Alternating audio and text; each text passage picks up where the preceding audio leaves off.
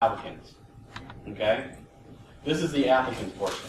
And as a hiring manager, if you are a hiring manager, this talk should also be helpful as well. I don't know if we've got someone waiting to come in here. Here we go.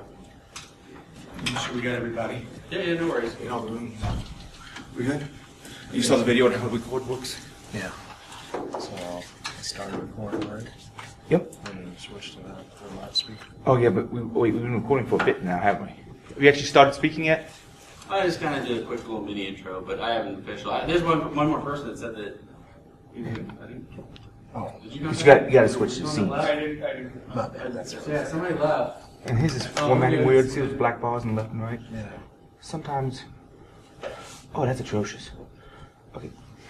This is a weird one. I'm gonna fix it myself. Okay, let's go with it.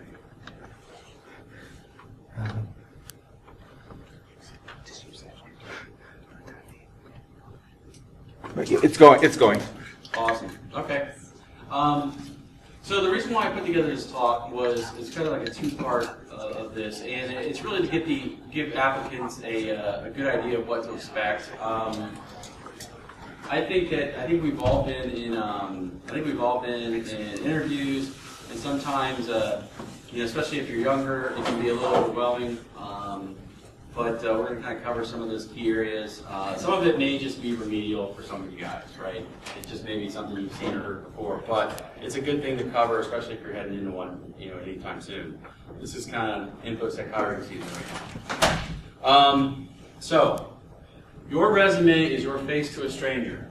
Does anybody know what the latest news of how long the resume sits on a hiring manager's desk? Yeah, 6 seconds. If you put a position out there, typically, with the exception of security sometimes, if you're looking for a purple squirrel or a unicorn, you have about 6 seconds to essentially have your piece of paper impress someone enough to get them to keep reading. So you've got to stand out, right? You've got to differentiate yourself to some degree. Now, we're going to talk about some resume fails here in a second, just because these things are funny. You just Google resume fails, and you can have a field day with them. But the goal here is you want to maximize your strengths and minimize your weaknesses. We've all got strengths and weaknesses, and no hiring manager. Every now and then you do run into some people who think that they can find unicorns, and they quickly realize that you have to pay for a unicorn because they're not cheap, or they have to accept the fact that there's pros and cons coming in with every single candidate. So a couple resume fails. Well, the cute resume. If you have a resume like the My Little Resume or the My Little Pony resume, I hope that you are submitting that to Disney. If you're not submitting that to Disney, I would take that and I go, this is funny. I'd probably get a good laugh, but I'm like, I don't think this person's going to probably be in the right environment. I hate to say it, but there are some style points you want to get in your resume. You want it to basically be clean, precise. The font overload. Do not do font overload. I can't emphasize that enough. Font overload is a bad thing. Do not put your picture on a resume. That's what LinkedIn's for, if you want to use LinkedIn. And then finally, use spell check. It's amazing. In the last 2 months, I have looked at, and I do work for a little place that has 4 wheels to it, right? That's where I work at. Some places makes 4-wheeled vehicles. So I bet you I've seen 35 resumes, 40 resumes maybe. I can't tell you how many spelling errors I've seen on them. Just as I don't have it listed on here, I'm going to clean this thing up a little bit more before I post it online. But there's a website called Grammarly. It's highly effective. It actually is something I would recommend if you have to write reports. It is very good. It'll help clean up things. Yes? We're subscribing to premium though. Actually, I do have premium. The premium is actually really good. It does a lot of more advanced English things, especially if you got to write reports. If you have to write reports, I would get the premium. The basic is good enough to at least get you to pass spell check. If you look at this Rusty Rose thing in here, apparently he forgot to take out his bad words. These are people that also, these are not their resumes that I've looked at. So none of these things are the resumes I've looked at. But the longest resume that I've gotten in the last 2 months, I think it was 16 pages. Yep, too long. I threw it in the trash. But that's kind of the normal for Europe, though, right? Well, yeah, in Europe you get the CV, but the only thing is that over there, people don't switch jobs hardly ever. So, like, it's a big chance when you hire somebody. Here, you're right to work, pretty much the U.S. in general. So, anybody can get let go. In Europe, if you get let go, you got to pay them 6 months' salary. So, their interviews over in Europe are much more grueling. It's just, yeah. I mean, I think the shortest time span that you have in Europe is like 3 months that you got to pay them. Yeah. But the norm is about 6 months of pay. You have to pay them their salary and you let go. Huh. Yeah. So, but yeah, it seems commonsensical here. Use some spell check, but I can't tell you how many times I still see it. What am I looking for? I'm looking for a resume that's about 2 to 3 pages in length, because again, it's supposed to highlight you. It's your face. It's supposed to intrigue me enough to want to call you, right? If I do a phone screening, or if I go ahead and I actually bring you in for an interview, that's really what you're trying to do. You're trying to get me to say, I want to talk to you on the phone, right? Use structure within your resume. And the other thing is, I would use bullet points to emphasize your accomplishments or things that you've done. Don't use it to describe your role. A lot of people kind of go bullet crazy. Bullets should be like, took the team from a 0 to 100. I became the sales leader within 1 year or 6 months, whatever that may be. Whatever those accomplishments are, that's what you want to do with those bullet items, because you want to pull the reader's attention to those bullets. And what they want to see is they want to see accomplishments. Start your sentences with verbs. The worst thing that you can do is you've got people who are basically writing a biography. It's not a biography. Because here's the thing, we're going to interview you and we're going to hear your life story, right?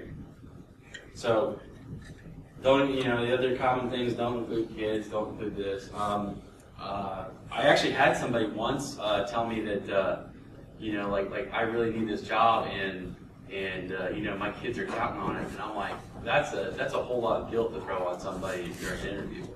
You can also set them up for lawsuits, right? Because anytime you talk about any protected class information, you do have to be careful, and that's kind of what we talked about in the hiring manager portion of this last year. Was you do have to be careful with what you ask. You can't talk about certain topics, but yeah, I mean in general, putting anything too personal on there. I mean, if you did volunteer work, you can list it, but I mean I hate to say it, businesses are really looking to see how you'll fit on their team. Avoid gaps. I'm sorry. So I'm curious about some of the things you talk about, like putting in your achievements and stuff. Sometimes I read other people's resumes, and the achievements sound like, really? I mean, like, is that, like... Well, you do bring up a good point. When it comes to achievements, what I would recommend, first of all, for your resume, you do a draft of your resume and you hand it to somebody else and say, okay, make it look better, write it. What can I do to make it, and then see if you agree with it. Because I hate to say it, but in general, most people shoot themselves down in the resume. And they also don't include really relevant information. They include information that's like, especially going to security, where I see a lot of new people getting into security, they're like, well, I don't really have any security experience. I'm like, okay, well, let's take a step back. You worked at where? I worked at the Apple Store. Okay, so at the Apple Store, did you have to, did you do privacy-related matters? Oh yeah, we had to adhere to privacy, we had to have all these logons, we had all these store requirements. I'm like, so you've done some security. You just didn't kind of formally call your role this, but you've done these security elements over here, right? And they're like, well, yeah. So that's what you want to emphasize on your resume, right? That's what you want to try to hone in on. So when you start thinking about that, you're thinking about those past roles, think about how you can make that role relevant to the job you're wanting to get. Again, especially if you're new, no one's expecting you as a new person coming in security to be perfect. Nobody expects you to be the unicorn. You're not. A lot of your stuff may be just training, but having that training, it actually, a lot of people don't realize that training will probably make you more current than a lot of the staff that is existing if they haven't been going through the training and maintaining their knowledge base. One thing I do want to mention is avoid gaps on your resume and be prepared to explain them. I hate to say it, and if anyone saw my talk last year, it's how if I see a gap on your resume, and I see anything greater than a month or two, I start wondering if you got incarcerated.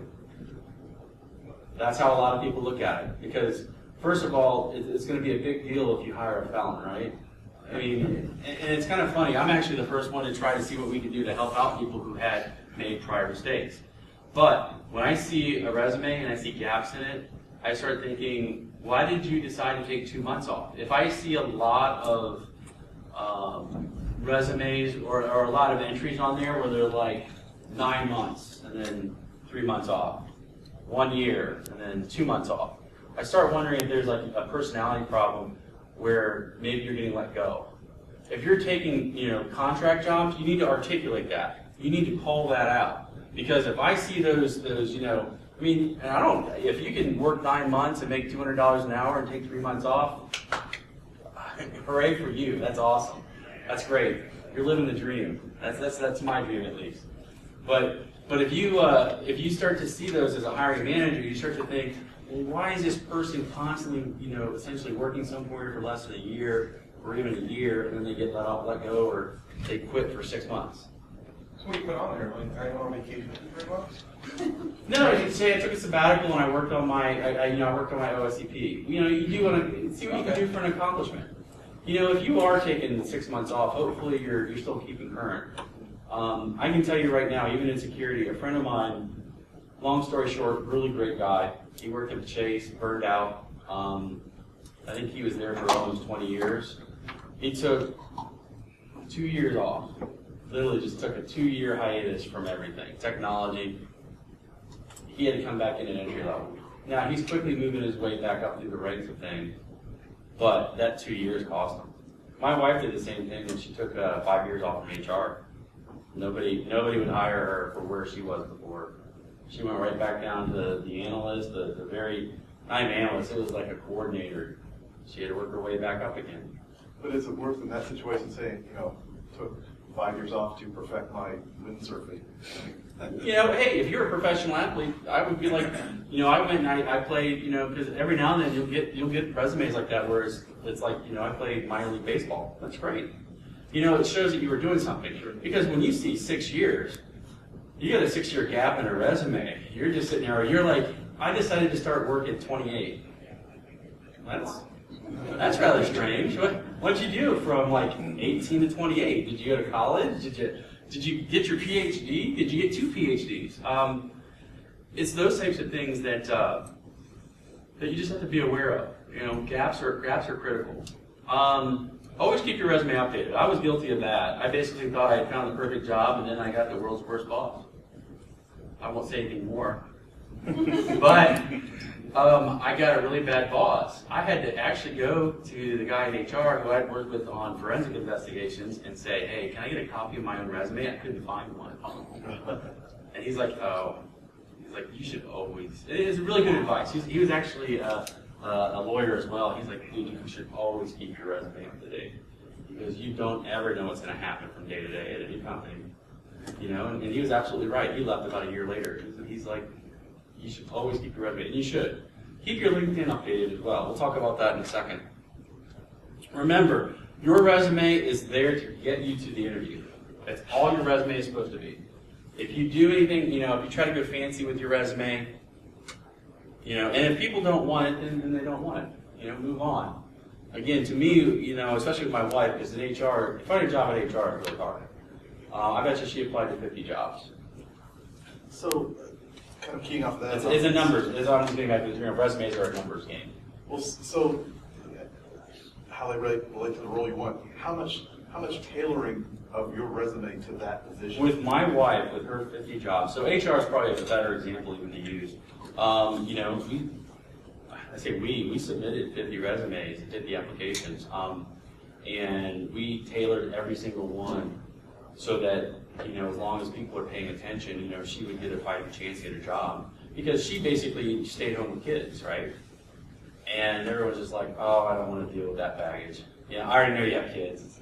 That's management skills. I know. But that's the thing is a lot of people don't, And then she found a contract job, which worked out really well, and then she found a permanent job. So, but yeah. Yeah. Question. If there's a gap due to extended illness, but that illness is gone. Yeah, I would just be able to explain it, and Is just that safe to mention as a?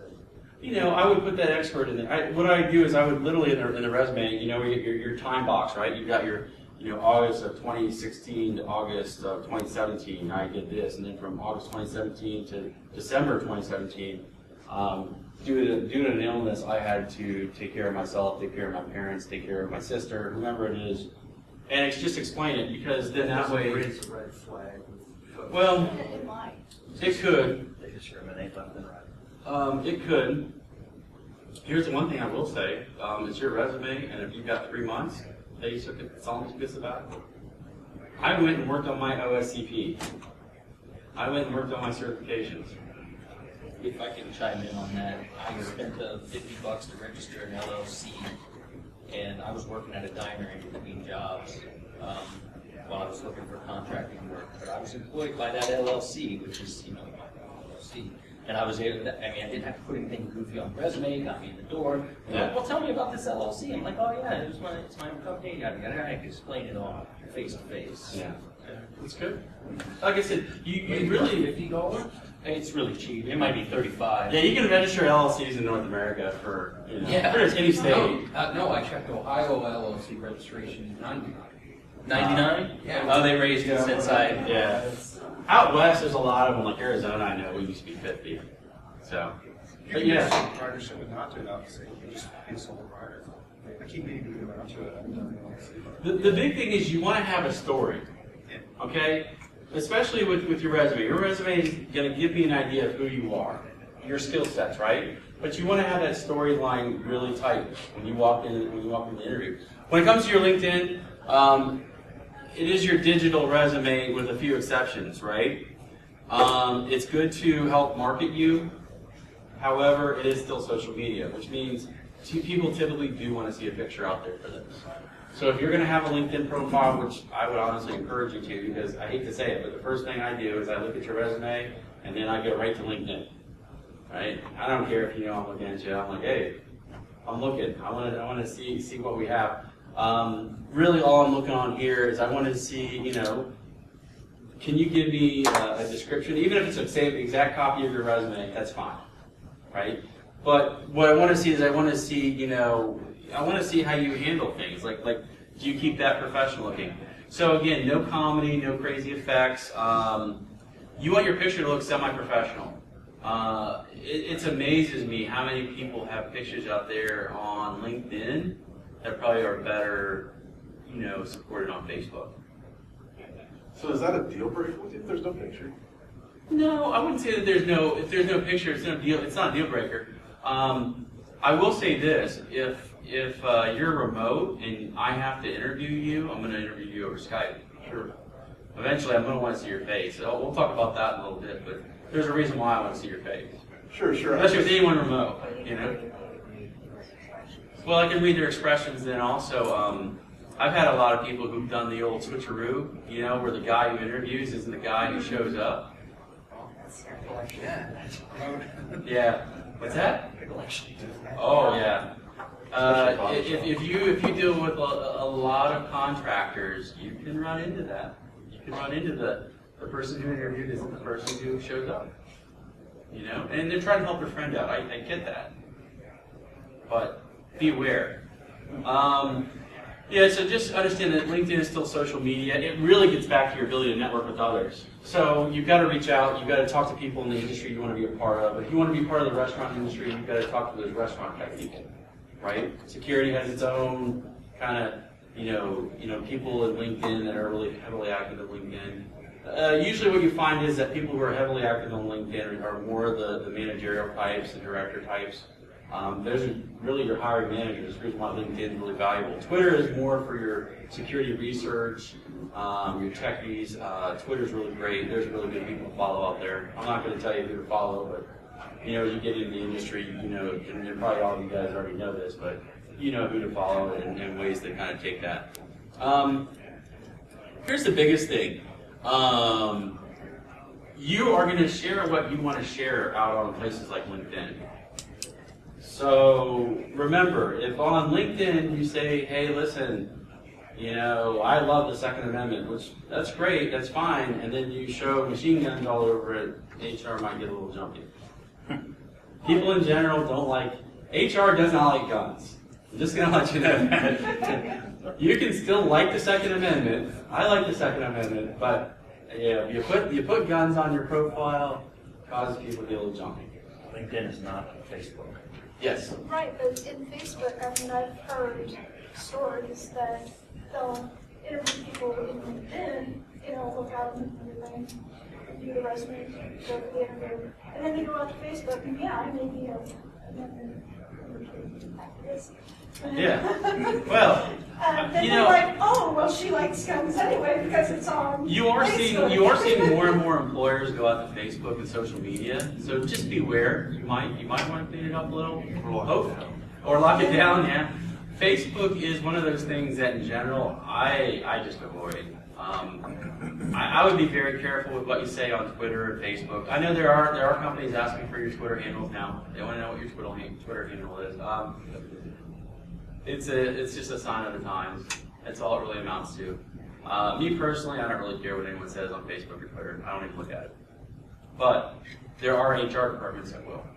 So like you said, lock it down, clean it up a little, you know, restrict it. Especially, what's that? Keep them all separate. Yeah. Do what all the kids do these days. There's the public-facing Facebook, and then you have your personal friends Facebook, right? With these fictitious names, and they do that with it's called Finstagram, and you have all these things. Basically, you got an alias account, right? But beware, because anything that's out in the open, it's pretty much public knowledge, right? So hopefully, there's no pictures of you in college, you know, thrown up in your nose, you know. But just remember, there are things you may want to keep hidden. You just don't want to list it. And again, you want to write your LinkedIn profile to the role that you want. If you want a director role, your Facebook profile should articulate your past experiences that say, here's why I'm the next director for you.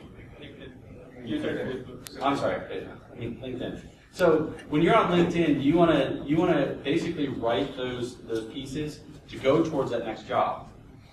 I've made that mistake in the past where I've gotten in basically what I call analyst hell, where I'm everyone's favorite analyst. And I get everybody calling me about an analyst role, and I'm like, I don't want to do an analyst role. I'm doing architecture right now. I go back and I look at my profile, and it's like, oh, I wrote my thing towards analyst. So, okay. Even if they look at stuff from the early '90s, right? That's an analyst role. So you have to essentially write that towards the job that you want to get. There we go. So develop your plan. A couple quick tips. Arrive early. Assume that Mr. Murphy will show up somewhere along the way and that you will run into traffic. It's one thing, people get lost, like where I work out at, where there's like 800 buildings, it seems like, and there's a huge factory that goes on for like the spaceship out of the movie Spaceballs. I understand that people get lost, but if you're like an hour late, it doesn't look good. It doesn't matter really how it was. I mean, if something comes up, like there's a medical, kid, something like that, call in advance. The earlier you can call to a hiring manager, the better. The worst thing you can ever do is skip a meeting, skip an interview. If you skip the interview, it's going to be really hard to get back on the schedule. I mean, even for today, I had to block this day off on my calendar 6 months ago. My yesterday was a living hell, and my calendar. I'm looking at calendar dates right now 2 weeks in advance. So when I do interviews, sometimes I do interviews at 6 o'clock at night because that's the earliest time period I have in a short period of time to get someone in, or I'll try to juggle the calendar around. So be on time, be there early. Turn off your cell phone during the interview. I've actually had people that sit there and go, "Oh, let me go ahead and yeah, you hold on." I say something. What? Hold on for a second. Yeah, How old was that person? They were younger. not seasoned. Hold on. Actually, this is kind of interesting. Think about it. How bad is that, right? How bad is that? It's like the worst thing in the world. So make sure that your cell phone's off. Make sure that you're all set. Don't be negative. The worst thing you can ever do in your interview is basically be negative. Don't talk bad about your current employer. Don't talk really, really bad about your old employers. You can say, hey, there's some things I didn't like. I didn't like this. I didn't want that. It's preferences, right? Make it about preferences. I made a life decision. I wanted to go and do this other stuff, and they would have had me be a firewall administrator till the day I died. So I decided to leave and go do something better. You really have to spin things in a positive light, okay? And you have to smile. I can't emphasize that enough. The worst people I ever interview are, it seems like Eastern European people. You're trying to get them to talk to you, and it's like, yes. Yes, my name is Sergey. Okay, Sergey, so can you tell me more about this? Because I worked here. It's like, you want to smile a little, you want to connect with that interviewer, right? Because you're trying to get them to find out why they should let you in their environment. And we'll talk about that in a little bit too. At the very end, always make sure you send a thank you note. Some type of, it doesn't have to be that same day, but next day sometimes send that thank you note, tell them you appreciate the time that they spent. And that's really it is, because you're appreciative of their time, they should be appreciative of yours. It should be a two-way street. I'd like to reiterate that point. I lost an interview or internship because the other guy said no and I didn't. Yep. That was the deciding factor. So. It's kind of interesting when you start getting into tiebreakers, especially with younger workers who, again, you're competing against somebody who doesn't have as much experience like you, right? Especially with younger people. You're really getting into the splitting hair section of life. I mean, a college degree for me is really just a tiebreaker. I don't really care if people have college degrees or not. What I care about is I care about skills. I care about if they're going to fit on a team. So when it comes down to you having a college degree or someone else not having it, only when I get towards the end will I actually use the college degree as a tiebreaker. Okay, well, this person put in more effort. It's a tiebreaker. That's really what I'm looking for. Is it a tiebreaker when you have a college degree versus somebody who has 20 years experience? Oh, I mean, experience trumps degrees all day. Absolutely. To me, experience is the thing that you can. The worst thing I think that they do with college students, and I'm not trying to pick on you or anything. I think the worst thing that colleges do is they prepare people for a fictitious world. Because I think that what you find is that with college kids, they come in and they have these expectations that things are going to be like school, and work is not school. Far from it. Work is not school. In fact, anymore with kids coming out of high school, I'm like, if you're really serious about InfoSec, go get an internship, go get a low-level analyst job, go work on a help desk, do security password resets. But go get into that mindset and start building a career, because you're going to find that within a year or two, you're going to be right there where the college kids come out at. Go get your degree though. I definitely emphasize that. Go get your degree online, and anymore, you want to get a technical degree for your undergrad and go get an MBA. It's kind of a good mix. A little bit of business experience, a little bit of technology. It's that kind of two-factor that makes things valuable. So the interview is your sales pitch. This is your opportunity to deliver. Practice it. I cannot emphasize that enough, right? I know we got a sales guy back here. You got to practice the sales pitch, right? That's right. You don't go in cold. You don't go in winging it. If you go in winging it, you go in cold, guess what happens? You're going to flop most of the time. Yeah, it's going to reflect really quickly. I don't really care if a kid's kind of got a polished pitch line. In fact, I'm actually impressed. Or somebody who's coming in for a new role, they're coming in, they kind of got their pitch, they got their elevator pitch. I'm impressed with that. They actually took the time to develop it, and they honestly turned around and really tried to work on it. And you can see people who tried, and people who, some people are naturally a little bit more gifted, but you can tell people who tried, people who didn't. It really gets back to being that, that personality, because by the time you get to the interview, there's two things going on here. Not only are you selling them, they're selling you, right? Because if they want you, they're going to start to give you certain signs, and you got to look for the signs. We'll talk about that here in a second. So, what do I want to do? I want to prep, not just for the actual interview, but the whole process in general, right? I want to make sure that my address is filled out on an application form. So these days, you kind of go through the interview, and then they actually have you fill out the application at the end because they don't want to. That's going to start the background check portion and everything. Make sure you do everything to a T. Address is correct. Make sure everything's correct. Everything's right. Review anticipated questions. Go out and download Google's most, like Google questions. Google interview questions. Just go Google that. There are lots of different things that an interview can take you to. Typically, when you're younger or when it's a newer role or like a lower level role, they're going to ask you more questions particular to situational, right?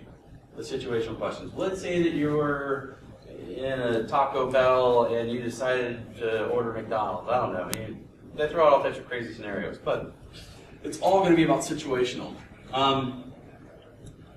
Dress for success, observe punctuality, which means, again, don't go Eastern European and be very cold, be very dry. You know, show some emotion, smile. Again, these little things are what are going to add up. Be authentic. I think that's probably the worst thing in the world that you could ever do. I will tell you right now, I've had people who got to the very end of a 2-hour interview only to have me immediately turn around and dismiss them. And the reason why is because they lied. And I caught them in a lie. The worst ones are, and I see this, and this is more on advanced resumes, people tell me, I'm an expert on this. And that's fine that you may not be an expert in calling yourself an expert, and I get it with a resume, but beware. If you say that you have experience using, let's say, Palo Alto firewalls, and you were doing that in 2001, I know you're lying, right? It's kind of like saying if I have development experience with Swift for 10 years. Swift is the new development language that people use for iOS, for the phones. There's no way you have 10 years of Swift experience. And if I turn around and start asking you, and that should be like the telltale signs, and everyone on my team knows it now. When I ask you a candidate question twice, I'm basically giving them the opportunity to recant what they said before. Or the type of the news. That's really what it is. I'm basically giving you an out. And if you can't take the out, and you decided you're going to double down and essentially tell me something that is completely... I had this one candidate once, really strong guy, lots of experience. He seemed very knowledgeable. However, he started talking about all of the things that he was doing in the late 90s and early 2000s that hadn't even come out yet. Missing the stuff by sometimes 5 to 10 years. Hadn't even been out yet. I'm like, so you did this back, and he was, did some work overseas. He's like, yeah, I was doing this stuff way back when in 1997, and I'm like, oh, that's great, that's great. So let me repeat this back to you. And I started doing that. I'm asking for confirmation because I really want you to tell me again that you think that's the truth.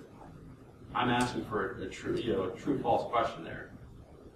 And I'll even turn around and give people drop hints about, hey, you do realize Google came out in 1999, so the Google Translate function that you were talking about you built some app for in 1998 didn't really happen. In fact, Google Translate didn't come out until 2002 or 2003 or sometime like that. It wasn't until after 2000. So those are the types of things, again, be aware. The most important thing I think that you could do to yourself is be authentic. Be who you are. There's one thing to embellish, there's another thing to be completely like, yeah, I single-handedly saved the day. I didn't have a team helping me. Make sure you also ask insightful questions at the end and make sure you thank the interviewers. All right? So, the interview is where people are deciding if you would fit into their culture. Now, you see this little asterisk? That's the international sign for no jerks allowed. That's the no, how you do like holes sign. Okay, understand something. People are really trying to find out if you're going to fit in their culture when you hit the interview stage. Hopefully they figured out that from a technical standpoint, you've got the technical skills. Right? They screened you on the phone, they did that. Or they Skyped you and they turned around and said, yep, that's you. But really what you're trying to do is, they're trying to figure out, are you going to work with my team? That's the reason why you actually go into a lot of interviews where you have a team of people there. They're trying to see if they're going to like you. And to some degree, you want to be liked. You want to be able to relate to them somehow. Okay? So, body language. Be comfortably numb. Suppress those restless habits. It's so critical. Sometimes you get people in the red, or during the interview, with their hands go crazy, like all the time. They're just constantly going on. You want to articulate. If you're going to go up and sometimes you might want to go, hey, there's a whiteboard session going on. point to it. Kind of think of like, Vanna White, turning the letter off of the Wheel of Fortune. Be very purposeful with how you're going to use your hands. You don't want to be like hands in the pocket, hands behind me, hands in the air, waving like you just don't care, whatever it may be. You want to watch how you're using your hands and your body. Your body gives up more than half of what you're feeling or you're saying. Your voice and tone can tell me if you're kidding or if you're not kidding. That's the reason why you don't joke on resumes, right? And then finally, people listen to the words. Hopefully they listen to the word and see what you're saying. But personality, politeness, manners, they all matter to us. When you're getting interviewed, that's what I'm also looking for. I'm looking for people who are going to be polite enough to work in some office space. Social media allows you to find out things about people you're interviewing or interviewing with, right? So if you're the interviewee, you have interviewers. Find out who your interviewers are. You can ask. I've been like, your interviewers will be Sean, Todd, and Chris. And I'll give you the last names. Go out to LinkedIn, look them up, right? If they're on Facebook and they're partying, it may give you an idea of their personality. But I don't know if I'd bring it up. Hey, that was a wild party you had last weekend. It might scare them a little. Back in the day, that's how a lot of security people went out and they did their jobs. Like pre-LinkedIn, pre-Facebook. You find stuff about people and then you walk in and just be like, why should I hire you? Well, and it's funny, my buddy Max, he passed away a couple of years ago, but he basically did this and he got an interview, or he got the job. He walked in and essentially hacked their environment. This is in the mid-90s where people were a little oblivious to laws. But he basically hacks their environment, looks up the guy's emails, He essentially came back with this line. He goes, well, the reason why is because your network's wide open. This is bad, and your wife wants you to pick up the dry cleaning on the way home. He got the job. They yeah, we want you. Just understand something. The more you can do in advance, find out what colleges they went to, what roles they had in the past, what their experiences are, what they're like. Maybe they like the cats, not just the musical, but animals, right? Whatever that may be. You might want to say, yeah, I saw cats in Chicago once, or I saw cats in New York. It was a great event. I don't know if you want to make that up, if you did or didn't, but understand something. You're trying to connect with the people who are doing the interviewing. They want to know, essentially when you think about it, people hire people like themselves, which is good and bad. But it's a natural human thing. People want to hire those people that they kind of assimilate like themselves, for right or wrong or indifferent. You want to establish that commonality with the interviewer. That's what you're trying to do. So I've got some sample questions on here. I'll post them out there online. I usually ask a couple ethics questions. I'll ask a top-down situational question. The do you know who I am question. Big important question, where you see yourself in 1, 2, 3, 5 years, whatever that may be. Are you willing to build yourself up during outside business hours? That's always kind of like my trick question. Here's the thing. You guys are here doing this event, right? This is great. Work may be paying for it, work may not be paying for it. But my big thing that I'm going to ask people is are you willing to do what it takes to get yourself to that better place? Because one thing I'm really surprised about is there's a lot of people in this world who still think that I could essentially work somewhere for 3 years or 5 years, I'm going to get a guaranteed upgrade in my job. Those days have left. You've got to compete for, think about it, you got to compete for your job every single day. There's no guarantees left. It just doesn't work like that anymore. So, social media security, you might ask something like that. They may have a couple trick questions, but these are the types of things I'm trying to pull out of you, right? Now, when I start asking more technical, like let's say a cloud engineer, I'll ask something that's a little bit more cloud specific, but I'm not going to turn around and say, okay, let's start talking about if I'm in Amazon and I do this, that's what that phone screening should have been for, right? In the past, I did go through it and essentially do some things where I would have labs set up and expect people to fix stuff, especially if they're applying for an engineering role. Those days, though, you kind of don't do that anymore. But those are the types of things that you want to be prepared for. As you start getting up towards the higher roles, I move into the architecture. You know, the architecture, usually you're going to be interviewed by a group of enterprise architects who are going to ask you much more higher level questions. They're going to go down that whole path of, you know, I mean, I think the key word there is always going to be integration. But how does all these big pieces fit together, and how do you articulate that so that an engineer can do it, right? Because architects plan, engineers build, and analysts do. So, and when you start getting into the manager, director roles, those roles, is anybody looking at those? Anybody? Okay. So when you start getting into those roles, those are almost entirely going to be personality based. They don't really care about your technology. The downside is, I think it's good to have technology experience when going into security management roles, simply because you understand what your people are going through. However, there's a lot of people who are in management for security that have never touched technology. So you do have those Dilbert moments, and it's kind of a challenge. When managing very technical people, it can, you know, that's its own issue. So you may see that when you start hitting those higher level management director or CISO type roles, they're going to ask you certain questions. When you hit the CISO level and you're asking CISO type questions, it's all about the business.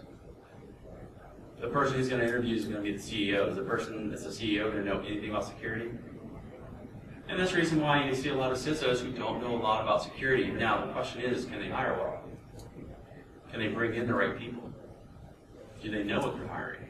And that's where sometimes they get lucky and sometimes they don't. I mean, I hate to say it, but with the CISO, that's where luck comes in. Did they hire well? Because they're not going to probably do all the work. And very seldomly do I find a CISO who's actually been a very technical candidate. Maybe they were in, you know, the actual direct technology role for a couple of years, but very seldom. So, use your job description as your rubric. This is a good strategy. I've always told people to go do. You want to know what questions you're going to be asked, you should take the job description and reverse it out. What you will find is that most job descriptions are copies from other people. So you really want to ask questions when you get to that phase of the interview where you start talking about, what's my day-to-day going to be like? So they ask you all these questions. At the end, they're going to ask you, if you want to ask questions, ask about what the day-to-day is like, right? You want to find out exactly what those job duties are. And again, ensure that they align. Make sure that they align with your direction. Because the one thing that you will find is that people will hire people, right? They'll hire people, and they'll hire a cloud engineer to be a box administrator. Box administrator is not what I'd probably call a cloud engineer. But again, you have to be aware of that. The fact that, you know, and in some cases, why would someone not choose you? Because their definition of a cloud engineer was they wanted someone to be an administrator for Box, which is basically a file, you know, a system or like a file management person, right, a custodian. And you wanted to go be a cloud security engineer, and you've got years of experience working for IBM, working wherever, building cloud security infrastructure. And yet, the position's really for a Box admin. I probably don't need a person from IBM, so they may pass over you going, well. And that's the reason why your resume comes on board, and they look at it, and you're like, well, I'm surprised I never got a phone call from them. Well, their definition of a cloud security engineer was Box administrator. Be aware that, I mean, again, people's definitions are different. Your definition for an engineer versus an analyst may be completely different from mine. But you want to find out exactly what you're going to walk into. Ask questions about the role, the team, the org, and culture. This is the happiness question, right? As you're going through there, if you start getting the vibe that people don't like each other, you're going to have to ask yourself, is this something I'm going to want to go do? You know? I think everyone here has had a miserable job at one point or another in their life, right? Ask yourself the question, I mean, were the warning signs there beforehand? I think Doug knows I had one. I had enough warning signs that I knew after a month and a half with this new boss, it wasn't going to work, and I still kept fighting it. After 6 months, I knew it was time to leave that. It was 6 months of like, you know, I'll wait another day. I'll wait. And finally, and I remember it was like December 6th. I'm like, I'm done. This is not going to work. I need to go find my resume. But do you honestly answer that question? Well, why did you leave so shortly? Right, there's this persona or that you leave before a year that you're a bad fit, right? So here's the thing. Everybody's willing to give someone like a gimme, right? Like, you know, okay, so that happens. You went to a job, it wasn't the perfect fit, or maybe somebody came along and offered you something that would offer you the lottery. Some great salary. I mean, you'd be insane to turn down, right? Everyone's entitled to those.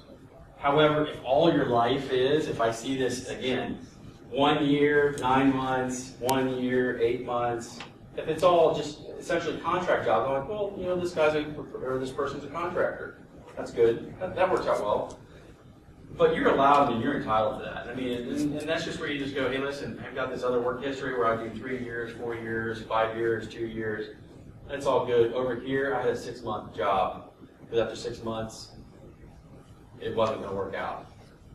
There was some conflict. There's some things that I didn't see during the interview, and I kind of put some of the onus back on yourself. Say like, there's things during the interview I should have saw, and I didn't catch it, and I went there and only found out that after 6 months I couldn't contend with the situation anymore.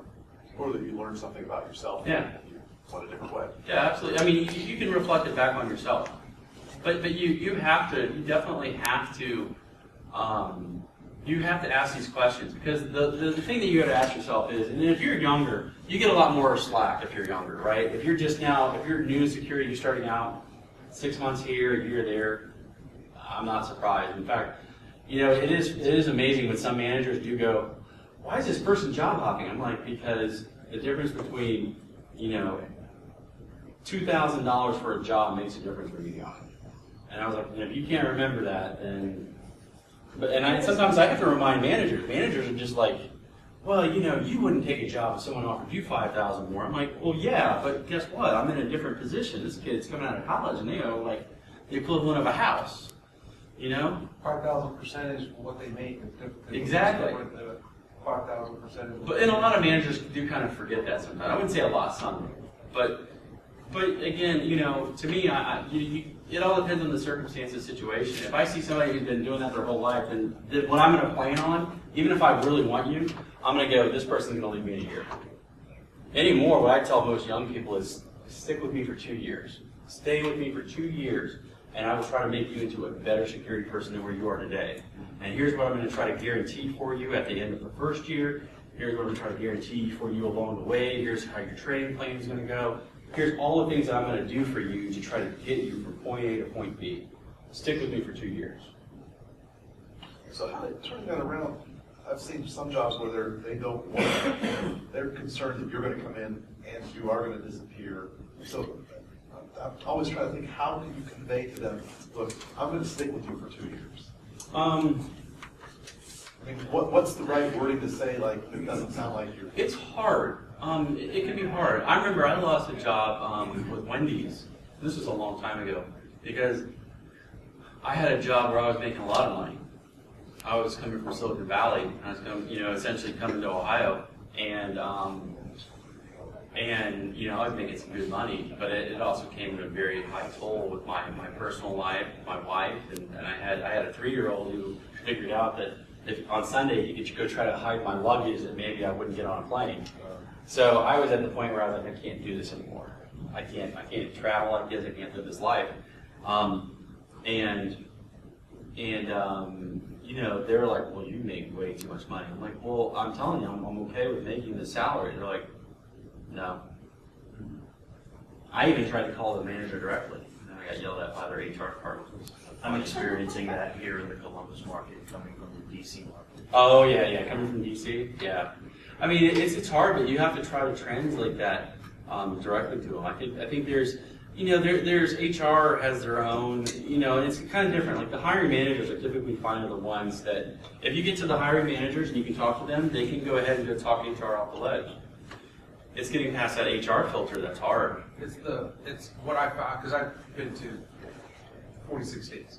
So what I do when I talk about, different markets and different price ranges, like from DC to New York, it's very different. Silicon Valley is that I've looked at the cost of living percentages, and the ratios are really close to the same. And that usually talks to HR off the list. Is that you've done your due diligence about looking at the cost effectiveness. Right, I was looking at a position in Florida, they're telling me, oh, well, we don't have state insurance. Or, you know, we don't have state income tax. I'm like, yes, but I don't have hurricane insurance.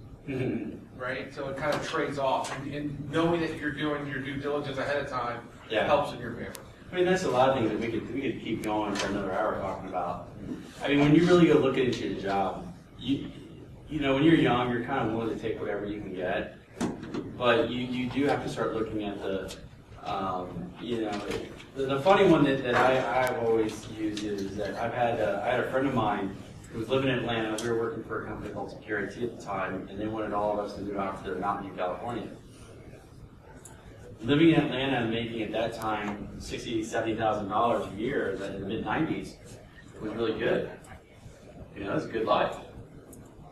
Even then, in Silicon Valley, $60,000, $70,000, the police officers made more in Silicon Valley. They made $75,000 a year.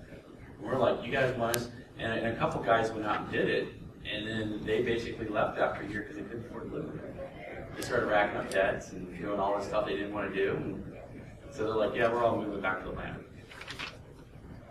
You know, and it's true. I mean, there's lots of things.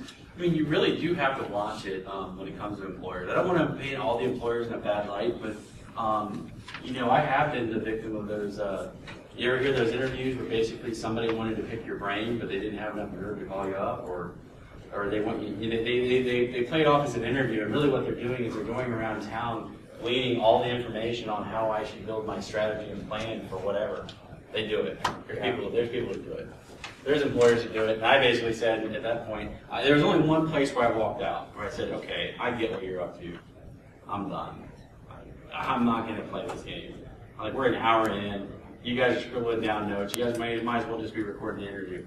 I was like, if you guys wanted to ask me, you could have taken me out to dinner, and I would have gave you the same information, but instead you turned it into an interview. I'm not doing this. That happened here locally with a big data analytics firm.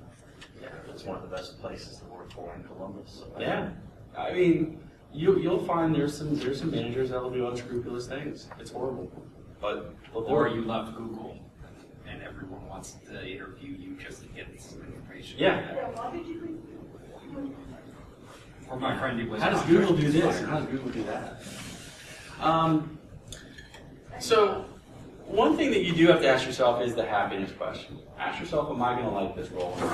If you're young, you know, I think we've all done jobs where we're like, yeah, I mean, I think my first job, official job, was pulling staples. And then they found out after about 8 weeks that I actually could help them with the computers. And that's how I got into computers. And I mean, at least from a job perspective, I was already in computers. But, you know, again, they're like, oh, well, you can do more than just pull staples. Especially if you remember the recession right after the Gulf War Part 1, early 90s. Yeah. Coming out of college, it was like, yeah, we have a job just for you. Yeah, and I feel bad for a lot of the kids these days where, you know, you've got PhD baristas at Starbucks. It's pretty horrible when you think about it. But anymore, I'd say college is becoming more of a vocational school. Take your vocation count. I mean, that's kind of what it is. The graduate degree is kind of the new undergrad. It's unfortunate, but it's how the world works, right? Well, it is 11:30. Is there any questions that anybody else has, or if you do have questions, you can reach out to me. As long as it's not consulting, I'm always willing to answer questions. Useful, not useful, helpful. Okay. Like I said, I did a hiring manager one last year. That might actually be a good one to also look at if you're looking for a job. I think even hiring managers could look at this as some of the things. I mean, I hate to say it, but when you're going through an interview, you're trying to decide upon those 4 or 5 people you're going to actually speak with, which one's the best candidate. There's actually a show on television where they talk about some of those decisions. It's called The Interview, I think. It's like on CNBC. It's actually pretty interesting. I have yet to see anyone actually accept the job, though. Either candidate. Yeah, this candidate found a better job. They went somewhere else.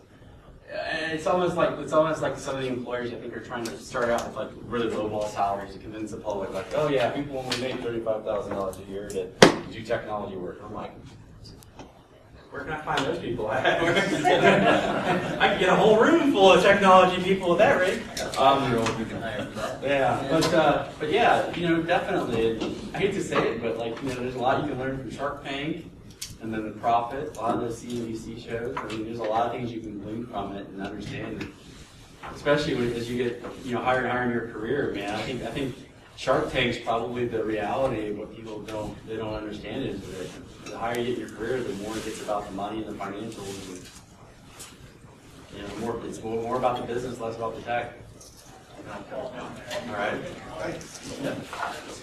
I think tech's going to be in here doing their resume session if you want. So I'll go tell them that you guys are ready.